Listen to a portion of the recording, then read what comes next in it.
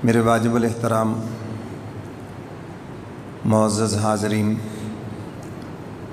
آپ حضرات کے سامنے قرآن مجید فرقان حمید کلام الہی میں سے ایک چھوٹی سی سورت تلاوت کی ہے۔ دعا فرمائیں کہ اللہ رب العزت مجھے شرح صدر کے ساتھ بیان کرنے کی اور ہم سب کو قرآن و سنت پہ عمل کی توفیق عطا فرمائے۔ ایک بزرگ سے کسی نے پوچھا زندگی کس کا نام ہے؟ تو وہ فرمانے لگے کہ سانسوں کا نام زندگی ہے۔ جب تک تمہاری سانس چل رہی ہے تو زندگی ہے، اور جب سانس رک گئی تو زندگی بھی رک گئی۔ پھر پوچھا کہ حضرت عمر کس چیز کا نام ہے؟ فرمایا عمر 7 گھڑی اس کا نام ہے، اور یہ سیکنڈ سے شروع ہوتا ہے، سیکنڈ سے شروع ہوتی ہے، پھر منٹ، پھر اس کے بعد گھنٹہ، پھر اس کے بعد دن، پھر اس کے بعد ہفتہ، پھر اس کے بعد مہینہ، اور پھر اس کے بعد سال بن گئے۔ تو یہ عمر ہے۔ تو اسی لیے جو اپنے وقت کو ضائع کرتا ہے، سال کو ضائع کرتا ہے، مہینے کو ضائع کرتا ہے، دن کو ضائع کرتا ہے، وہ اپنی عمر کو ضائع کرنے والا ہے۔ اور قیامت کے دن عمر کے متعلق ہی سوال ہوگا کہ عمر کن کاموں میں گزاری ہے، بتاؤ۔ اب آپ دیکھ لیں کہ عمر کن کاموں میں گزر رہی ہے۔ ہماری نوجوان نسل کیا، بلکہ اب تو بوڑھے بھی، ساری عمر ان کی انٹرنیٹ کی نظر ہو گئی۔ یعنی خود اپنا حساب کر کے دیکھ لو، میں سارا دن کیا کرتا ہوں، نمازوں کا ٹائم نکالوں کتنا نکلتا ہے، دنیا کمانے کا ٹائم نکالوں تو کتنا نکلتا ہے۔ بند کرتے ہیں اس کو، نہ کھولیں۔ تو سارے ٹائم جب آپ چیک کریں گے تو پھر آپ کو پتہ چلے گا کہ عمر کن کاموں میں صرف ہو رہی ہے، کن چیزوں میں وقت گزر رہا ہے۔ قیامت کے دن عذر کریں گے، پتہ ہی نہیں چلا جی، ایسے ہی۔ تو میرے محترم سامعین، اس وقت عذر کسی کام نہیں آئیں گے۔ آج وقت ہے، آنکھ کھول لو، اور غنیمت ہے جس کی آنکھ کھل جائے۔ اور آنکھ کا کھلنا کیا ہے کہ انسان کا دھیان آخرت کی طرف لگ جائے۔ ہم زیادہ تر غفلت کی زندگی گزار رہے ہیں، بہت سی چیزوں کو ہم دین سمجھ کے کر رہے ہیں، حالانکہ ان کا دین سے دور کا بھی واسطہ نہیں ہے۔ ہر بندے نے اپنی مرضی کا دین بنایا ہوا ہے، اپنی پسند کا دین بنایا ہوا ہے۔ 2-4 کام اپنی پسند کے کر کے وہ سمجھتا ہے کہ بس میں پورا دیندار ہوں۔ یہ سب غفلت کی زندگی ہے۔ حضرت حسن بصری رحمۃ اللہ علیہ کی خدمت میں ایک بابا جی آئے، تو انہوں نے کہا بزرگوں بڑی دیر سے آئے ہو۔ مقصد یہ تھا کہ جوانی میں آتے، جوانی کا ہی تو موسم ہے عبادت کا، تو اب بڑھاپا آ گیا، منہ میں دانت نہیں، پیٹ میں آنت نہیں، بڑی دیر سے آئے ہو۔ تو وہ بھی اللہ والے تھے، کہنے لگے حضرت آپ جیسے بزرگوں سے سنا ہے جو موت سے پہلے آ جائے وہ جلدی آ جایا کرتا ہے۔ تو وہ ہے آنکھ کا کھلنا، انسان کے دھیان کا لگنا۔ اب کسی کو یہ چیز بچپن میں نصیب ہوگی، کسی کو بڑھاپے میں، کسی کو جوانی میں، اور کچھ ایسے ہیں کہ مرنے سے پہلے چند لمحے پہلے نصیب ہو گئی، بات بن گئی۔ کیونکہ حدیث مبارکہ میں ہے کہ اللہ 2 خوف کسی دل میں جمع نہیں کریں گے، دنیا میں اللہ کا ڈر ہو اور قیامت کے دن اس کو اپنی بخشش کا بھی ڈر ہو۔ ایسا نہیں ہوگا۔ جس کے دل میں اللہ کا ڈر ہے، قیامت کے دن پھر اس کو خوش ہونا چاہیے کہ اس کا مولا اس کو معاف کر کے جنت میں داخل کرے گا۔ اور اگر دل میں خوف خدا ہے ہی نہیں تو پھر سمجھو ابھی غفلت ہے، غفلت کی زندگی ہے۔ اور خوف خدا کا نام کیا؟ کس چیز کا نام خوف خدا ہے؟ کہ اللہ کے ڈر کی وجہ سے آپ گناہ چھوڑ دیں۔ خوف خدا کس چیز کا نام ہے؟ آپ جھوٹ چھوڑ دیں، سود چھوڑ دیں، ماں باپ کی نافرمانی چھوڑ دیں، غلط بیانی چھوڑ دیں، 2 نمبری چھوڑ دیں، ملاوٹ چھوڑ دیں، اور چھوڑیں اللہ کے ڈر سے۔ کہا جائے گا آپ کے دل میں خوف خدا ہے کہ اللہ کے ڈر کی وجہ سے آپ نے ابھی رمضان المبارک قریب گزرا ہے، تو روزے میں جو نہیں کھاتے پیتے تھے کس کا ڈر تھا؟ اللہ کے ڈر کی وجہ سے چھوڑا ہے نا۔ اللہ نے حلال چھڑوایا تو فرمایا رمضان گزر گیا، اب حلال تو سب اختیار کرو لیکن حرام چھوڑ دو۔ جیسے تم نے رمضان میں اللہ تعالیٰ کے کہنے پر حلال چھوڑا ہے، تو فرمایا رمضان کے بعد اب اللہ کے کہنے پہ حرام چھوڑ دو، تو کہا جائے گا آپ کے دل میں خوف خدا ہے۔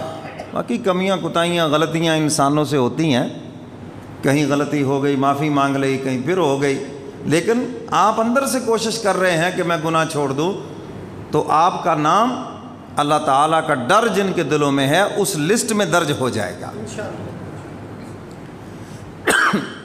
تو میرے محترم سامعین، عمر جو ہے یہ 7 گھڑی کا نام ہے، سیکنڈ، منٹ، گھنٹے، اور پھر دن، اور پھر ہفتے اور مہینے، سال۔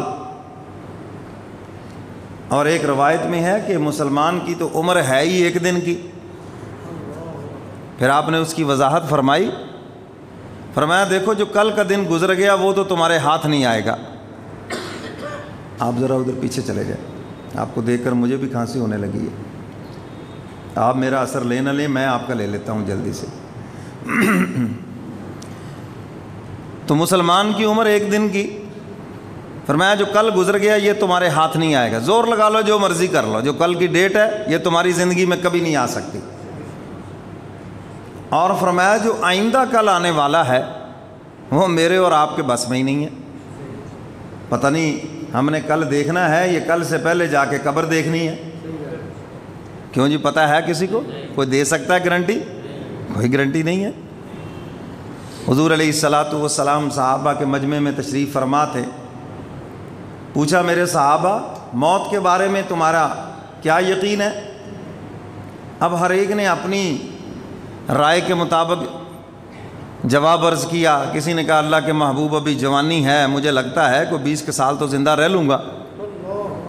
اچھا، کسی نے کہا جی اگرچہ بوڑھا ہوں لیکن صحت مند ہوں، 8-10 سال میں بھی نکال جاؤں گا۔ اچھا، کسی نے کچھ، حضور سب کی باتیں سنتے رہے۔ حضور کا جو انداز تربیت تھا وہ کمال کا تھا۔ آج ہم وہ انداز بھول گئے، اسی لیے تو تربیت نہیں، ہم تربیت تھوڑی کرتے، تنقید زیادہ کرتے ہیں۔ تیرا ابا بھی ادا سی، تو بھی ادا نہیں ہے، یہ تربیت تھوڑی ہو رہی ہے، تو تنقید ہے۔ فلانا بھی ایسا تھا، فلاں بھی یوں تھا، تیرے تو پہلے یہ کوئی تربیت تھوڑی ہے، یہ تو تنقید ہے۔ تو حضور کا انداز تربیت بہت محبت والا تھا، تربیت سے بھی دلوں میں محبت آتی تھی۔ تو جب سب صحابہ نے جوابات دے دیے، کسی نے کتنے سال، کسی نے کتنے سال، کسی نے کچھ، ایک بیمار تھا اس نے کہا یا رسول اللہ مجھے بھی لگتا ہے اس سال کو تو میں بھی نکال ہی جاؤں گا۔ ہاں چلو ٹھیک ہے۔ حضور علیہ الصلاۃ والسلام اٹھ کے کھڑے ہو گئے، اور آپ علیہ الصلاۃ والسلام نے اپنا دایاں پاؤں مبارک زمین سے اٹھایا اور فرمایا میرے صحابہ مجھے تو یہ بھی پتہ نہیں ہے کہ میں زمین پہ رکھوں گا یا اس سے پہلے روح میرے جسم سے پرواز کر جائے گی۔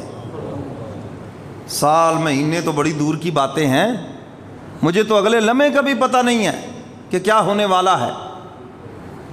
تو میرے محترم سامعین، موت کا کسی کو بھی پتہ نہیں، اور یہ اللہ کا احسان ہے انسانیت پر کہ ہمیں موت کا علم نہیں۔ اگر ہمیں موت کا علم ہوتا ہم تو 5 سال پہلے ہی سوکھنا شروع ہو جاتے، ہم تو دنیا کا کوئی کام ہی نہ کر سکتے۔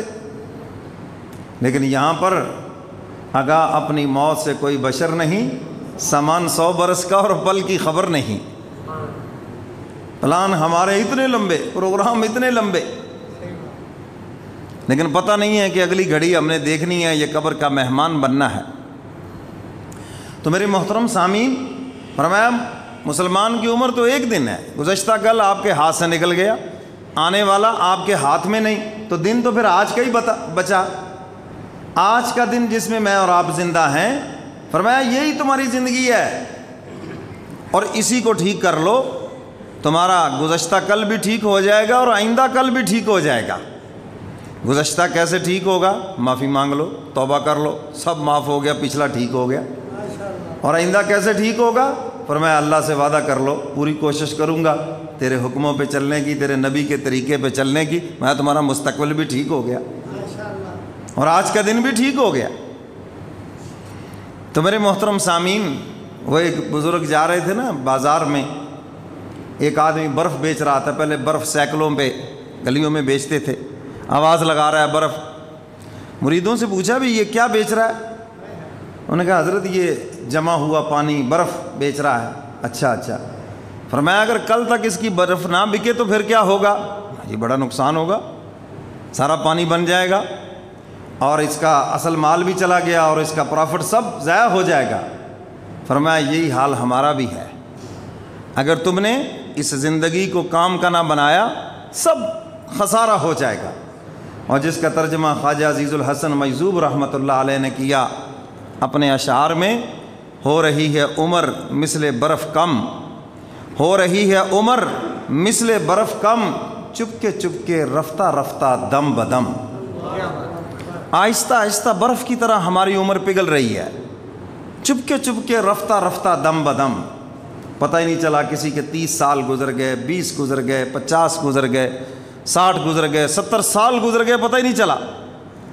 وہ کہتے کل کی باتیں ہیں، مدرسے میں پڑھتے تھے، مسجد میں ناظرہ پڑھنے آتے تھے، اسکول میں پڑھتے تھے، کان پکڑائے جاتے تھے۔ کل کی باتیں ہیں جی، کل کی باتیں ہیں جی۔ یہاں پر تو کوئی آبادی نہیں تھی، کبھی سوچا بھی نہیں تھا کہ یہ شہر ایسے آباد ہوگا، سوچا بھی نہیں تھا، کل کی باتیں۔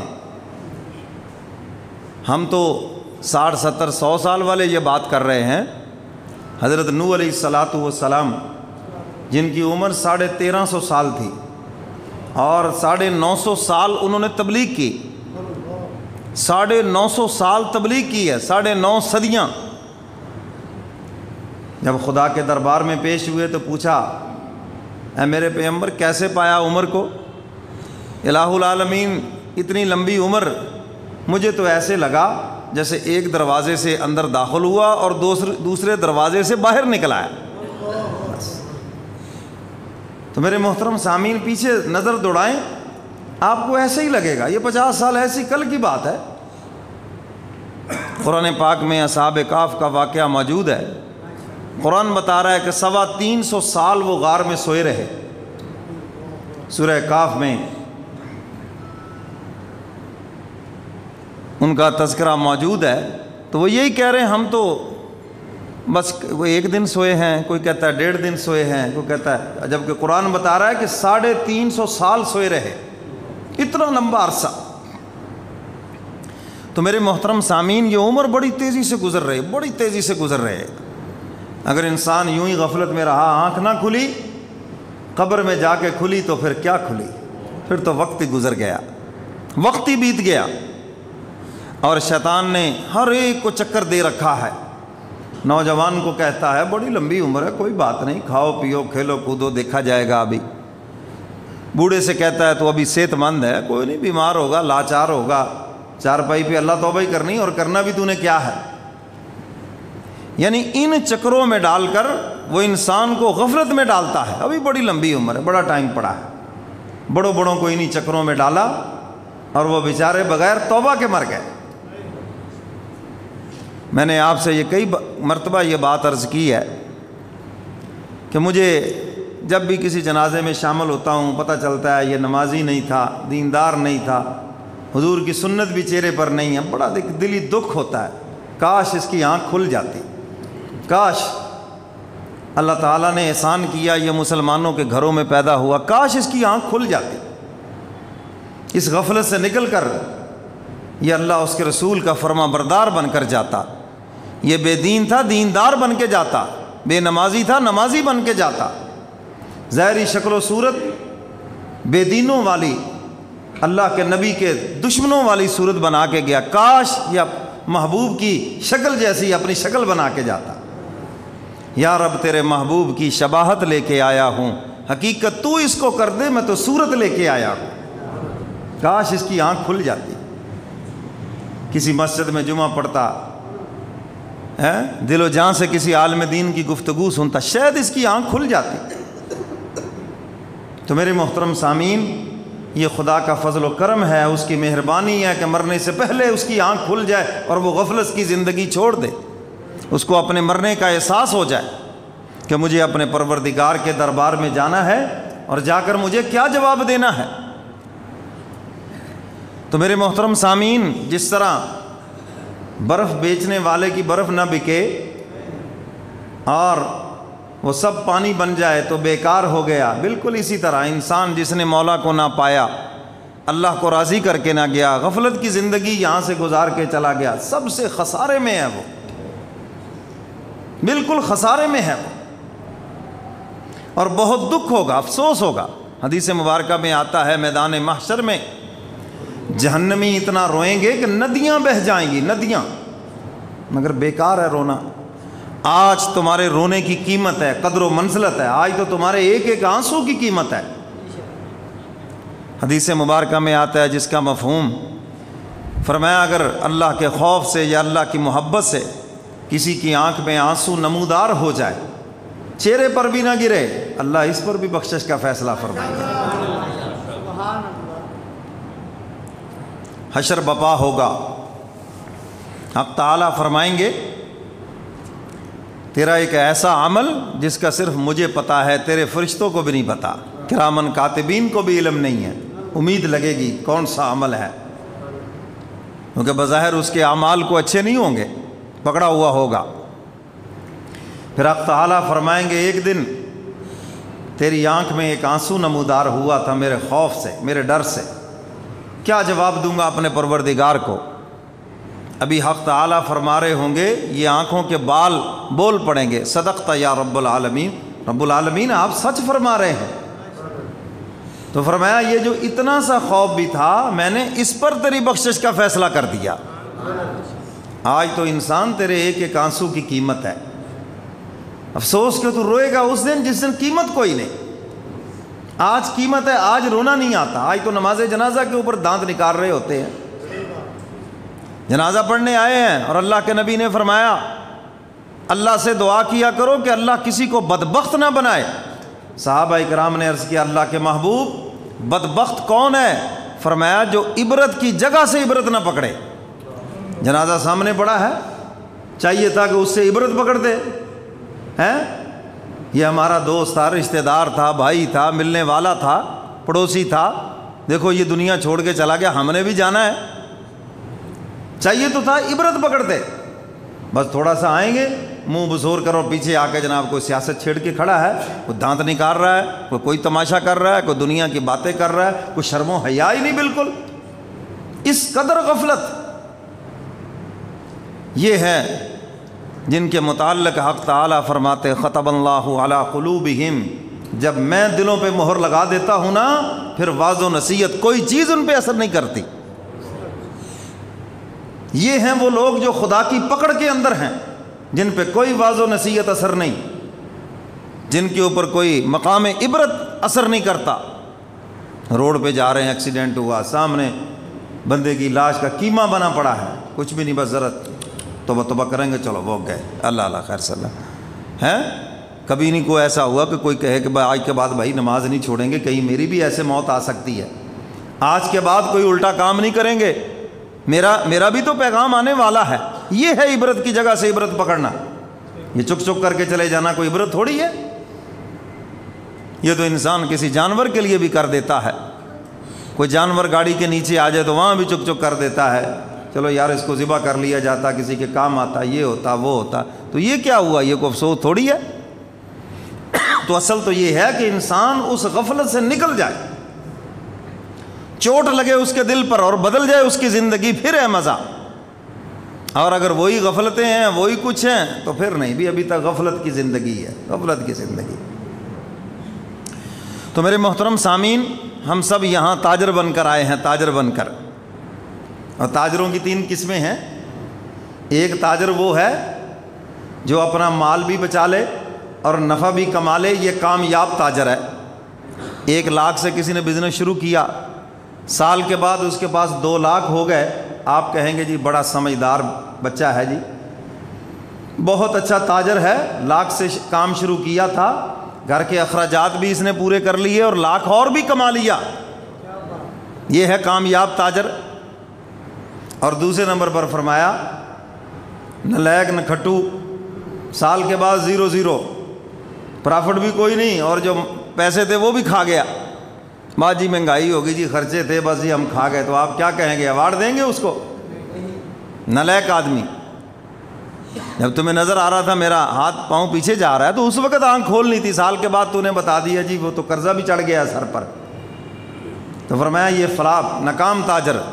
اور تیسرے نمبر پر فرمایا وہ ہے کہ جس کا مال تو بے شک محفوظ رہ گیا لیکن نفع کوئی نہیں، سال کے بعد بھی وہی پیسے ہیں۔ اور ایسے نمونے بڑے موجود ہیں، جہاں کھڑے ہیں 20 سال کے بعد وہیں کھڑے ہیں، وہیں کھڑے ہیں وہ۔ کیوں؟ زندگی میں کوئی نظم و ضبط نہیں ہے، ہاں جی، اللہ تعالیٰ کے راستے میں دینے کا جذبہ نہیں ہے، نظم و ضبط نہیں ہے، بس یوں ہی آ گئے اڑا دیے، بادشاہ بن گئے، نہ آئے تو فقیر بن گئے، عجیب ان کی زندگی ہے۔ تو آپ اس کو بھی کہیں گے یہ ناکام تاجر ہے، ناکام کہیں گے یا نہیں کہیں گے؟ تو کامیاب وہی ہے سرمایہ بھی محفوظ رہے اور نفع بھی خوب ہو اس کے پاس۔ انسان جب مرتا ہے لوگ پوچھتے ہیں چھوڑا کیا اس نے بچوں کے لیے پیچھے؟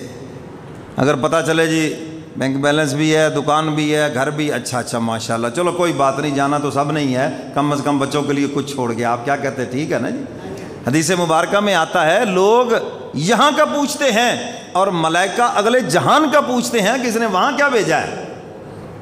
اور جب یہ کرامن کاتبین بتاتے ہیں کہ جناب یہ تو بڑا نماز کا پابند تھا، روزے کا پابند تھا، صدقہ خیرات، زکوٰۃ، عشر، جو بھی اس کے ذمے عین ہر چیز اپنے ٹائم پہ دیتا تھا اور آخرت کے لیے اس نے بڑا کام کیا ہے، تو ملائکہ مبارکباد دیتے ہو، مبارک ہو مبارک ہو، پھر تو یہ آخرت کا سیٹھ ہے اور اگلے جہاں کا یہ تو مالدار آدمی ہے، وہ مبارکباد دیتے ہیں۔ تو یہ ہے کامیاب تاجر۔ اور قرآن پاک میں حق تعالیٰ نے سورہ صف کے اندر اس چیز کو اس انداز سے بیان فرمایا، فرمایا یا ایھا الذین آمنوا هل ادلکم علی تجارۃ تنجیکم تنجیکم من عذاب علیم۔ حق تعالیٰ فرماتے ہیں اے ایمان والو، آؤ نا میں تمہیں ایسی تجارت نہ بتلاؤں۔ اللہ میاں کہتے ہیں تمہیں تجارت سے تمہیں بڑا پیار ہے نا جی، تجارت کے لیے ملک سے بے ملک ہو جاتے ہو، گھر سے بے گھر ہو جاتے، بڑا پیار ہے نا تجارت سے تمہیں، ذرا سا خسارہ شروع ہو جائے تمہاری جان پہ بن جاتی ہے۔ اللہ نے پھر ہمیں ہماری زبان میں بات سمجھائی ہے، یہ اس کی محبت ہے اپنے بندوں کے ساتھ۔ یا ایھا الذین آمنوا هل ادلکم علی تجارۃ تنجیکم من عذاب علیم۔ حق تعالیٰ فرماتے ہیں اے ایمان والو، آؤ نا میں تمہیں ایسی تجارت بتلاؤں جو تمہیں دردناک عذاب سے بچا لے، ایسی تجارت جو تمہیں جہنم کے عذاب سے بچا لے، تمہارے رب کی ناراضگی سے بچا لے، ایسی تجارت۔ کیا تجارت ہے؟ تؤمنون باللہ ورسولہ، سب سے پہلی بات ہے اللہ پر ایمان لانا، اللہ پر ایمان لانا۔ اب ماشاءاللہ سارے ایماندار ہیں۔ ایک نے بڑی اچھی بات کہی کہ جو ایمان اذان ہوتے ہوئے تمہیں دکان سے اٹھا کے مسجد میں نہ لایا، وہ دنیا سے اٹھا کے تمہیں جنت میں کیسے لے جائے گا؟ کیوں جی؟ یہ ایمان کی کمزوری تو ہے، وہ ایمان جو تم سے جھوٹ نہ چھڑوا سکا، 2 نمبری، کیونکہ اللہ کی ذات پر اگر ایمان ہوتا تو جھوٹ بولنے کی کیا ضرورت ہے؟ اس لیے جھوٹ بولتا ہے نا، جھوٹ نہیں بولوں گا تو سودا نہیں بکے گا، جھوٹ نہیں بولوں گا، غلط بیانی نہیں کروں گا، فراڈ نہیں کروں گا، اوپر نہیں جاؤں گا۔ کیوں جی؟ اللہ پہ اعتماد نہیں ہے، رزق تو اس نے دینا ہے۔ حق تعالیٰ فرماتے ہیں یہ ہے وہ تجارت جو تمہیں جہنم کے عذاب سے بچانے والی ہے۔ تؤمنون باللہ ورسولہ، قرآن سن کے کہہ دو، اللہ پر ایمان لانا اور اس کے رسول پر ایمان لانا۔ الحمدللہ سب کا ایمان ہے لیکن اس کو پختہ کرو، پختہ، مضبوط، کمزور نہیں، 2 نمبر نہیں، 1 نمبر ایمان، کھڑے ہو جاؤ۔ اور میں کہا کرتا ہوں اللہ اس کے رسول سے کبھی منافقت نہ کرنا، یاد رکھنا، منافقت نہ کرنا۔ ہاں گناہ ہو جائے معافی مانگ لو، وہ معاف کر دیں گے اپنی شان رحمت سے. کروڑ مرتبہ بھی ہو جائے، کروڑ مرتبہ معافی مانگ لو، معاف کر دیں گے اپنی شان رحمت سے، لیکن منافقت نہ کرنا. فرمایا وَتُجَاهِدُونَ فِي سَبِيلِ اللَّهِ بِأَمْوَالِكُمْ وَأَنفُسِكُمْ. حق تعالیٰ فرماتے ہیں اللہ کے راستے میں جہاد کرو اپنی جان کے ساتھ اور اپنے مال کے ساتھ. جان اور مال کس لیے؟ سارے بولو کس لیے؟ جو کچھ بھی دینا ہے خدا کے نام پہ دینا ہے. اور فرمایا جس نے جان دی ہے اگر وقت آ جائے تو اس کے نام پہ قربان کر دینا. سمجھ گئے کہ نہیں؟ ہاں. فرمایا ذالکم خیر لکم ان کنتم تعلمون. حق تعالیٰ فرماتے ہیں یہ تمہارے لیے بہتر ہے اگر تم جان لو، اگر سمجھ جاؤ، مان لو تو یہ بات تمہارے لیے بہتر ہے. پھر آگے انعامات کا سلسلہ شروع کر دیا. فرمایا اگر تم یہ کامیاب تجارت کر گئے نا، اپنے رب سے تجارت کر گئے کامیابی، تو پھر انعام کیا ملیں گے؟ دنیا میں تو آپ کہتے ہیں نا جی اچھا تاجر تھا جی، اس نے جناب گاڑی بھی لے لی، فلاں بھی لے لیا، فلاں بھی لے لیا، سال کے بعد مکان بھی بنا لیا، 2 سال کے بعد یوں ہو گیا، 5 سال کے بعد یوں ہو گیا. تو اللہ فرماتے ہیں جس نے یہ تجارت کی پھر ان کے لیے کیا ہے؟ ان کے لیے بھی بتا رہے ہیں. فرمایا یغفر لکم ذنوبکم. حق تعالیٰ فرماتے ہیں پہلا انعام یہ ہے کہ ہم تمہارے گناہوں کو معاف کر دیں گے. یہ بتا دیا چونکہ یہ چلتے چلتے بھی گناہ تم سے ہوں گے. ہاں یہ بھی ایک شیطان نے چکر بازوں کو دے دیا ہے جی کہ بس کبھی کوئی گناہ نہ ہو. بھئی آپ اس چکر میں کیوں پڑ گئے؟ جب قرآن پاک میں دیکھو پہلی بات ہی یہ کی جا رہی ہے کہ تم سیدھی لائن بھی چلو گے پھر بھی کچھ نہ کچھ تم سے خطائیں ہو جائیں گی، معافی مانگو گے ہم تم کو معاف کر دیں گے. فرمایا یغفر لکم ذنوبکم، ہم تمہارے گناہوں کو معاف کر دیں گے. وَيُدْخِلْكُمْ جَنَّاتٍ تَجْرِي مِن تَحْتِهَا الْأَنْهَارُ. فرمایا ہم تمہیں داخل کریں گے ایسے محلات میں، ایسی جنت میں جس کے نیچے سے نہریں چلتی ہیں. کہو انشاءاللہ. یہ ہیں فرمایا جو آخرت کے کامیاب تاجر ہیں. وَمَسَاكِنَ طَيِّبَةً فِي جَنَّاتِ عَدْنٍ. حق تعالیٰ فرماتے ہیں پاکیزہ محل، ہمیشہ ہمیشہ کے محل ہم تمہیں عطا کریں گے. دنیا میں کسی کا گھر دیکھتے ہو، کسی کی بلڈنگ دیکھتے ہو، حویلی دیکھتے ہو، دل میں خواہش پیدا ہوتی ہے بہت خوبصورت ہے. فرمایا یہ تو دیکھو نا وہ جو جنت کے محلات ہیں جو بنے سونے اور چاندی سے ہیں وہ کتنے خوبصورت ہیں، اور جس کا مٹیریل بھی خوشبو سے، کستوری سے، سیمنٹ نہیں ہے وہاں پر، ان چیزوں سے بنایا گیا، اتنے عمدہ گھر. تو حق تعالیٰ فرماتے ہیں جو آخرت کے کامیاب تاجر ہیں نا یہ ہے ان کے لیے ان کی تجارت کا صلہ. فرمایا ذالک الفوز العظیم. حق تعالیٰ فرماتے ہیں یہ ہے سب سے بڑی کامیابی، اللہ ہم سب کو نصیب فرمائے. وَأُخْرَى تُحِبُّونَهَا نَصْرٌ مِّنَ اللَّهِ وَفَتْحٌ قَرِيبٌ.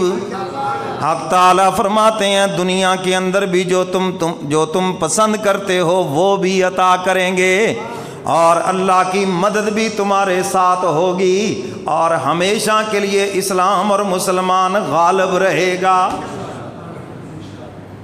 اب آپ اس پہ بولے آہستہ ہیں کہ یہاں تو مسلمان جوتے کھا رہا ہے، یہاں پر تو کفر غالب نظر آ رہا ہے. یہ میری اور آپ کی نالائکیاں ہیں، یہ میری اور آپ کی نالائکیاں ہیں، ورنہ مسلمان یہ مغلوب ہونے کے لیے نہیں آیا، اسلام مغلوب ہونے کے لیے نہیں آیا، اسلام اور مسلمان یہ دونوں غالب ہونے کے لیے آئے ہیں.